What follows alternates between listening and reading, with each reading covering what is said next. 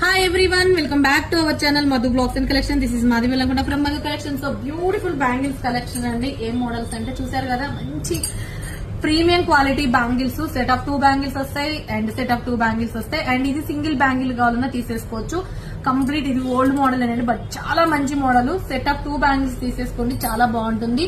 And set of 2 bangles అయితే 1300 free shipping, complete superb.